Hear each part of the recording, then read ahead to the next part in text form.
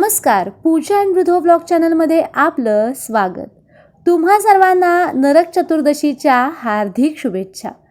दिवाळी या सणाला किमान 3000 वर्षांची परंपरा आहे असं काही संदर्भ सांगतात। यामध्ये नरक चतुर्दशीच्या अभ्यंग स्नानाला विशेष महत्त्व प्राप्त झालं आहे। शरद ऋतूचा अखेर आणि हेमंत ऋतूची सुरुवात या कालावधीत हा दिवस येतो। हेमंत ऋतूतील थंडीला सामोरं जात असताना अभ्यंगापासून सुरुवात करण्याचा संदेश हा दिवस देतो। या दिवशी अभ्यंग स्नान केल्यामुळे अपमृत्यू टाळला जातो असं म्हटलं जातं। शरद ऋतूचा शेवट आणि हेमंत ऋतूचं आगमन अशा संधी कालावर दिवाळीचा सण साजरा करताना पुढे येणाऱ्या थंडीच्या काळासाठी तेल लावून स्नान करण्याची सुरुवात नरक चतुर्दशीच्या अभ्यंग स्नानाने होते। धनोत्रयोदशीनंतर नरक चतुर्दशी साजरी करण्यात येते।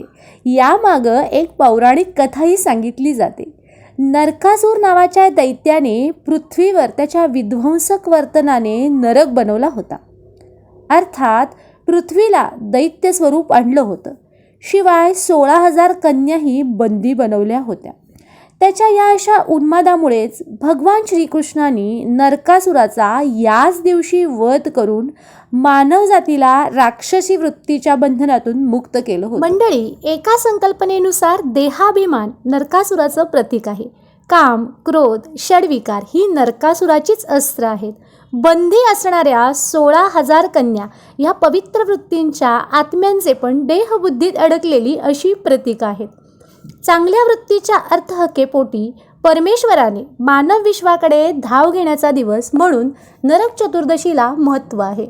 श्रीकृष्णाच्या पराक्रमाचे स्मरण म्हणून आश्विन कृष्ण चतुर्दशीच नरक चतुर्दशी हा सण साजरा केला जातो। या दिवशी पहाटे अलक्ष्मीचे मर्दन करून आपल्यातील नरकरूपी पापवासनांचा नायनाट आणि अहंकाराचे उच्चाटन करायचे असते। त्यानंतरच आत्म्यावरील अहंकाराचा पडदा दूर होऊन आत्मज्योत प्रकाशित होते असा संकेत यामागे आहे। यासाठीच नरक चतुर्दशीच्या दिवशी सकाळी लवकर उठून म्हणजे सूर्योदयापूर्वी उठून संपूर्ण शरीरास तेलाचे मर्दन करून सुवासिक उटणे लावून अभ्यंग स्नान केले जाते। अशा प्रकारच्या अभ्यंग स्नानाला विशेष महत्त्व असतं। या दिवशी पहाटे यमासाठी दीपदान करण्याची सुद्धा प्रथा आहे।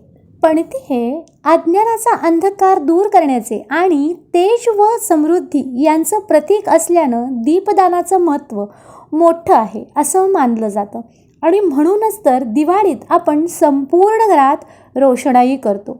पण ही रोषणाई करताना एक गोष्ट लक्षात घ्यायला हवी। लाईटचे दिवे लावण्यापेक्षा मातीच्या छोट्या छोट्या पणत्या लावणं महत्त्वाचं। जी सकारात्मकता छोट्या मातीच्या पणत्यातून येते ती लाईटच्या दिव्यातून मिळत नाही आणि म्हणूनच जर तुम्ही लाईटचे झगमगते दिवे लावत असाल तरी सुद्धा एखादी तरी छोटीशी पणती मात्र नक्की लावा।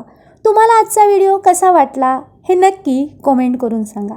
लाईक करा, शेअर करा व्हिडिओ तुमच्या फ्रेंड्ससोबत, फॅमिलीसोबत आणि हो, कोणी नव्याने आपल्या चॅनलवर पाहत असतील व्हिडिओ तर त्यांनी आठवणीने आपल्या चॅनलला फॉलो करा।